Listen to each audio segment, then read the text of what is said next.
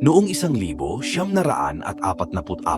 sa mga huling araw ng ikalawang digmaang pandaigdig, pinirmahan ng Finland at ng Soviet Union ang Moscow Armistice na nag-utos sa Finland na paalisin ang mga Nazi, isang marahas na partidong pampulitika mula sa Lapland. Ngunit habang umaatras ang mga ito, winawasak nila ang mga lugar at sinisira ang lahat ng nadaraanan nila. Sa malayong bahagi ng Lapland, isang dating sundalong Finnish na si Korpi na kasalukuyang tinalikuran ang nakaraan sa digmaan. Kasama ang kanyang aso at kabayo, ilang araw na siyang naghahanap ng ginto sa lugar. Hindi niya pinapansin ang mga dumadaang eroplano at mga naririnig niyang sumasabog sa malalayo. Isang araw, matapos ang matagal na paghuhukay, natuklasan niya ang malaking bahagi ng ginto. Sa sobrang tuwa, itinago niya ito sa kanyang tent at nagbantay buong gabi.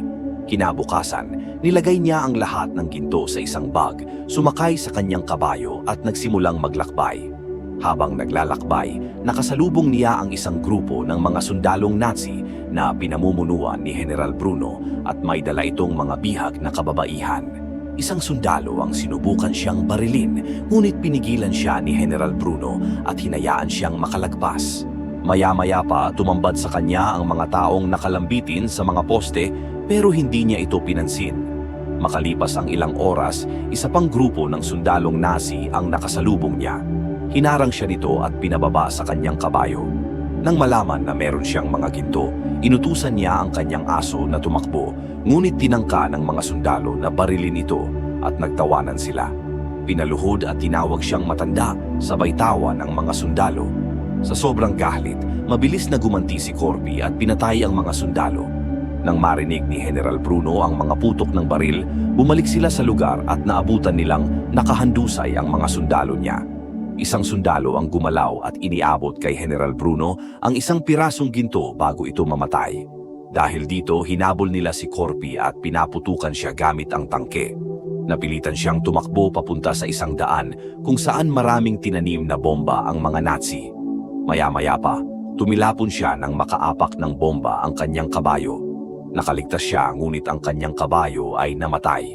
Habang papalapit ang mga Nazi, agad na inipon ni Korpi ang mga gintong natapon. Pagkatapos kumuha siya ng isang bato at inihagis ito sa bomba na nagdulot ng mga pagsabog. Dahil dito, nag-utos si General Bruno na magpaputok, ngunit kaagad na nakatakas si Korpi dahil sa usok na gawa ng mga pagsabog. Samantala, napulot ni General Bruno ang isang badge tag na pagmamay-ari ni Korpi. Kalaunan, habang patuloy na sinusundan nila si Korpi, inalam nila kung kaninong pagmamay-ari ang badge tag na napulot nila. Nalaman nila na pagmamay-ari ito ng nangangalang Atami Korpi, isang alamat sa Finland. Isa siyang dating sundalong komando at kinatatakutan ng lahat. Tinagurian siyang The Immortal at nakapatay ng mahigit 300 sundalong Russians.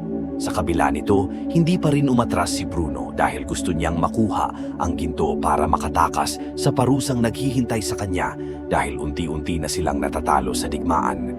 Samantala, nagtago at nagpahinga si Korpi sa ilalim ng isang truck para tanggalin ang bala sa kanyang sugat. Nang makatulog si Korpi, nagising siya sa papalapit na mga sundalong Nazi kaya agad siyang nagtago.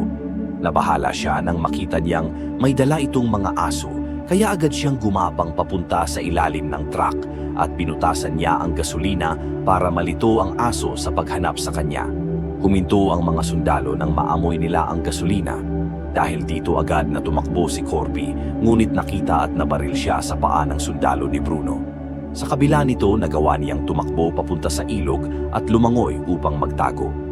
Nang akalaing nalunod na siya, inutusan ni Bruno ang tauhan niya para kunin ang mga ginto, ngunit hindi na nagawang makaahon ng mga ito. Inutusan ni Bruno ang natirang sundalo, ngunit natakot ito kaya dali-dali itong nagsagwan sa kabilang bahagi ng ilog. Dahil dito, binaril nila ang sundalo. Hinila ni Korpi ang bangka papunta sa kabilang bahagi ng ilog at agad siyang pinaputukan gamit ang tangke, ngunit ginawa niyang panangga ang bangkay ng sundalo para makatakas. Nang hindi na nila makita si Korpi, dumating ang kanyang aso sa lugar at kinuha ito ni Bruno. Matapos ang mahabang paglalakbay, narating ni Korpi ang isang bayan kung saan ang lugar ay nasusunog. Nagpahinga si Korpi sa isang lumang gasolinahan. Habang nagpapahinga, narinig niya ang kanyang aso kaya agad siyang lumabas para tignan ito. Habang lumalapit ang kanyang aso, napansin niya ang nakataling bomba. Kaagad niya itong inihagis ngunit pareho silang tumilapon dahil sa pagkakasabog. Dumating si Bruno at kanyang mga tauhan.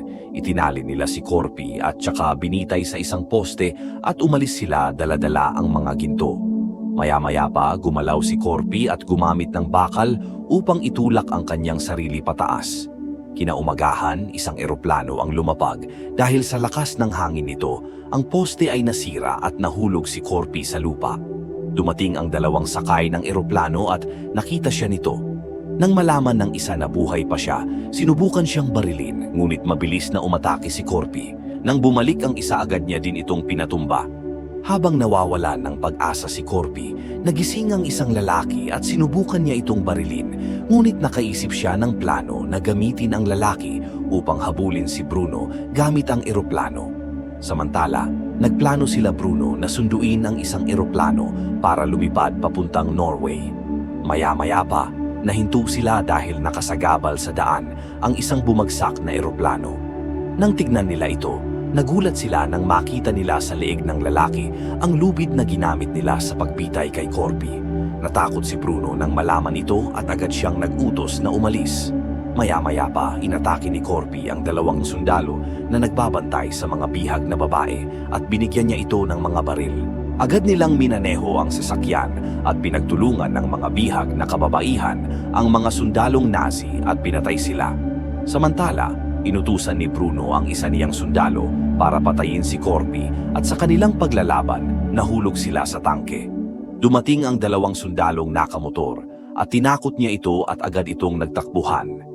Iniwan niyang buhay ang sundalo ni Bruno at sumakay sa motor para habulin si Bruno. Nang akalain ng sundalo na makakaligtas siya, dumating ang kababaihan na may dalang mga baril. Samantala, nakarating si Bruno sa tagpuan ng eroplano kung saan naghihintay ang piloto sa kanya. Nang papalipad ang eroplano, sinalubong ito ni Corpy at nakakapit siya. Binutasan niya ang eroplano gamit ang kanyang piko para makapasok. Sa loob ng eroplano, naglaban sina Corpy at Bruno. Matapos ang matinding suntukan, ginamit ni Corpy ang isang bomba upang ihulog si Bruno mula sa himpapawid. Pagkatapos namatay ang piloto dahil sa tama ng bala, kaya bumagsak ang eroplano. Sa kabutihang palad, nakaligtas siya dahil bumagsak ang eroplano sa maputik na lupa. Samantala, dumating ang kababaihan sa kampo ng mga sundalo ng Finland, sakay ng tangke ng Nazi, dala-dala ang natitirang sundalo ni Bruno na nakagapos. Kalaunan, nagtungo si Corpy sa isang bangko sa Helsinki, sakay ng isang motorsiklo kasama ang kanyang aso. Pinagtitinginan siya ng mga tao habang inilalagay niya ang kanyang mga ginto sa mesa. Tumingin siya sa teller at nagsabing, palitan ito ng malaking pera para mas magaan itong dalhin. Salamat sa panunood. Mag-subscribe at pindutin ang bell button para updated ka palagi sa mga susunod kong video.